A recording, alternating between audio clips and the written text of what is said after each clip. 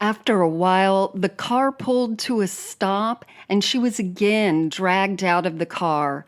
And this time, the perpetrator cut off her clothes with a knife and threw her on the ground.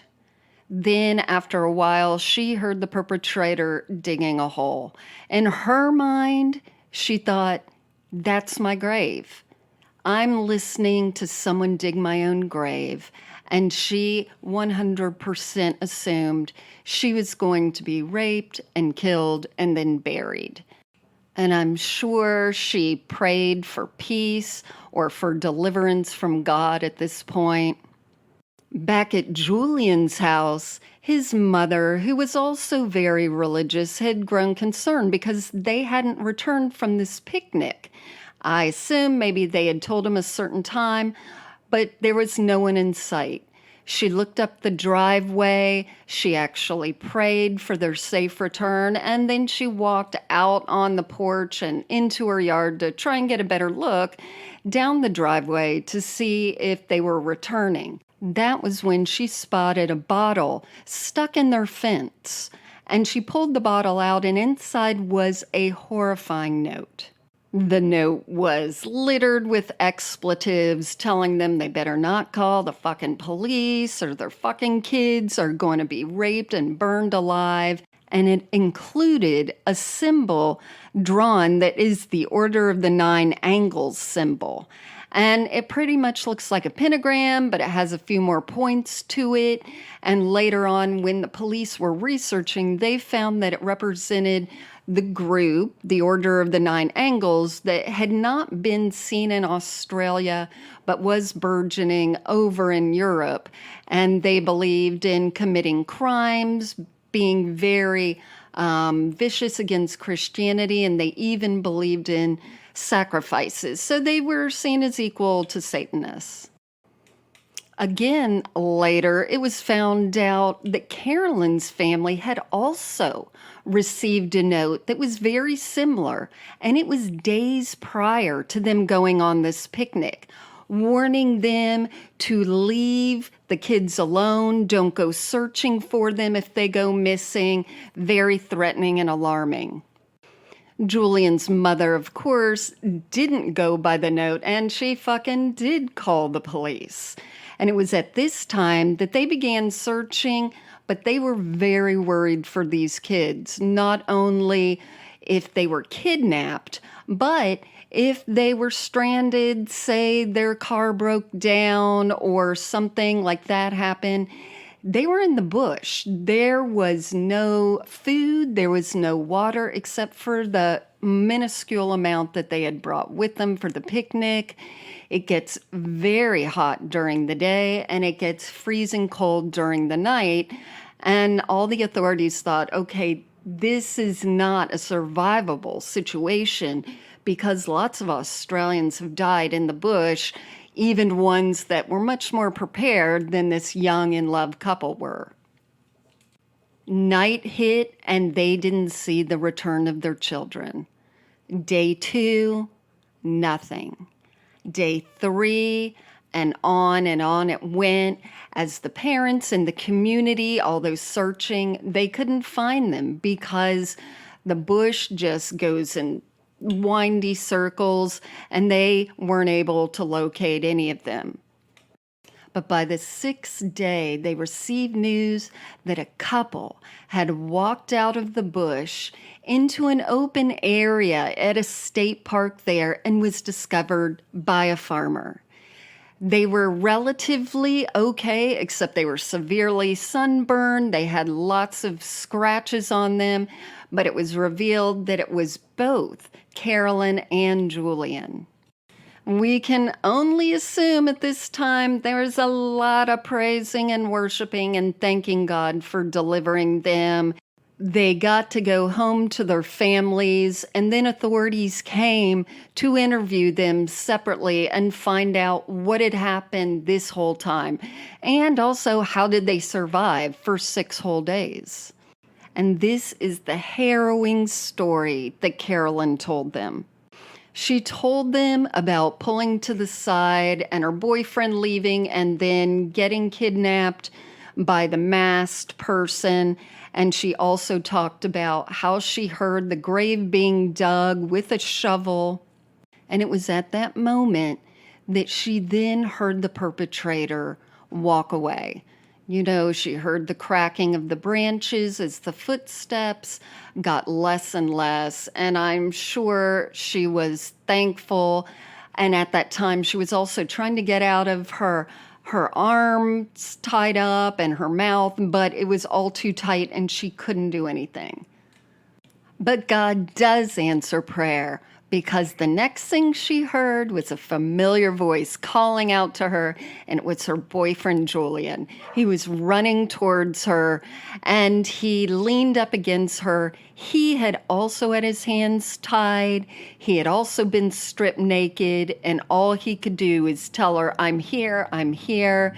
And they tried to get off the things that were tying them up.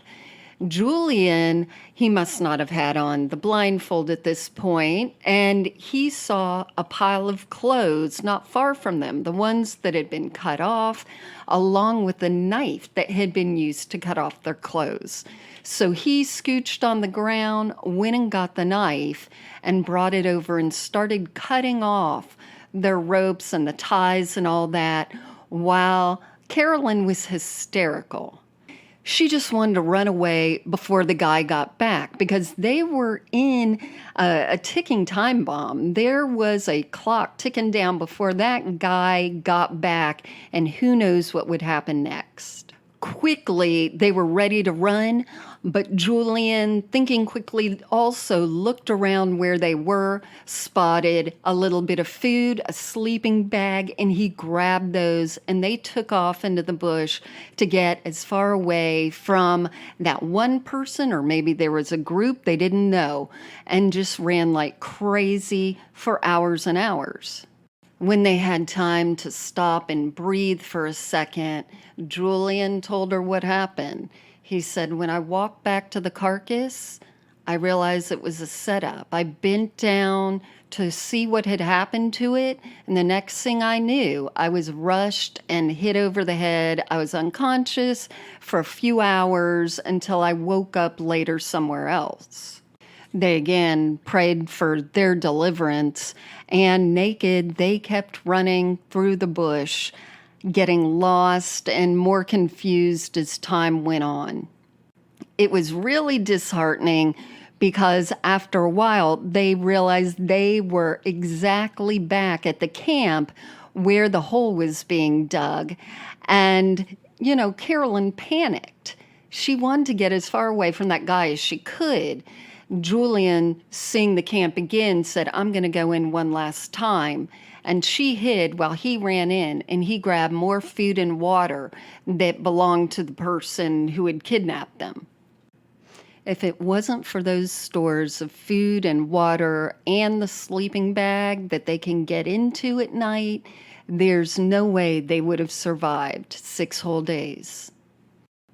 Now I want to talk about something we're all familiar with, and that's purity culture. If you didn't grow up in the church, purity culture refers to virginity, shame, saving yourself for marriage, not stepping over the line with even sexual thoughts. It can get intense, especially, by denomination. Now, it existed way before the 90s when it began to get labeled and marketed, because believe it or not, I'm older than that, and we still had the same thing of fear, and that if you saved yourself for marriage, God would bless your marriage and you would have a better marriage, a better sex life than the hoes that you saw at your public high school. This was a couple who really believed in doing that, and now they were naked and they were actually seeing each other for the first time. They were having to sleep in a sleeping bag together. So for Carolyn, this especially was very alarming. They weren't used to this circumstance at all. And the fear that they must have been going through, layered with this kind of shame and immodesty, must have been very upsetting and triggering for her. The police had no clue as to who the people who did this to them were. So they asked the kids, "Can you take us back to the area where you were kidnapped, where you were held, etc.?" And they said, "Sure, we can." So they drove them back to the area, and that's where the police found some of the things that were remaining there, including the knife, a shovel, the extra food, some more clothes, etc. And they realized something. All of those items could be traced back to being owned by Julian Buchwald. So the intense interrogation of Julian began, and the police really pressed in on him until Julian broke down and admitted that it was him the whole time. Why in the world would he do this? Why would he put her through this? Now, it was very clear that Carolyn was disturbed. She didn't know any of this was done by Julian at all. She still was thinking that these were perpetrators and that her parents were right. This was some kind of satanic group that hated Christians like her. And even now that you know what was happening, you probably, like me, thought, well, shit, her boyfriend is so messed up in the head, he's gonna rape his poor girlfriend so he can get away from it. But no, he wasn't even that advanced in his mind. So this is what Julian thought could actually happen. He thought, one, he wanted to see her naked, so that's disgusting what he put her through. But two, he thought he could talk her into having sex. So they'd been together for 2 years, and they wanted to get married, but she wanted to wait until she was established and had gone to school, but not Julian. He was ready because what? Yep, that's right. He wanted to go ahead and have sex. But she very much knew that she wasn't going to do that. She was going to save herself until marriage. Julian's plan the whole time was to break her down mentally. So first of all, he told her the only way they're going to keep warm at night was if they had sex. And of course, they're sleeping in the same sleeping bag, but she's like, no, God's going to deliver us, and that's immoral anyway. And once he tried that a few times and she kept rejecting it, plus, she's horrified. Can you imagine in those circumstances? You're running for your life, you're hiding, you're trying to survive, and then your dude is like, well, let's have sex for the first time ever. Then, when that didn't work, he decided he would try saying, I think we're going to be killed anyway. They're going to find us, they're going to kill us. Let's be wed before we die. Let's have one good thing, and that's having our true love before God and heaven and everything. Let's consummate, and we'll be married in the eyes of God before we die. This again didn't work on her because, girl is a little preoccupied. She thought they were being hunted, and this guy is trying to poke her. I cannot imagine. Once all this came out into the open, you can guess right that was the end of the relationship, and the woman is probably still going to therapy and traumatized. Julian was looking at 7 years in jail for kidnapping, for false report, and in Australia, because this wasn't something that was like a perpetuating crime, they don't put them in jail and hold them there until their sentencing. So he was still free right before his court trial, and guess what? He disappeared. Now, it takes a certain type of man to do what he just did to his girlfriend. But now he has somehow gotten a hold of an Indian passport and put his picture in it.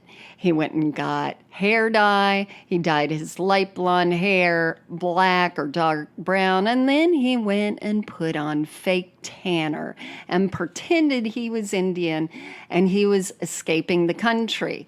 Now, no one at the Australian airport picked up on this, but of course, when he arrived in India, I'm sure it was 2 seconds when they look at this blue-eyed guy with, undeveloped, smearing fake tan on him and they say one word in Hindi and Marathi and he just has no clue what they're saying, that they quickly detained him.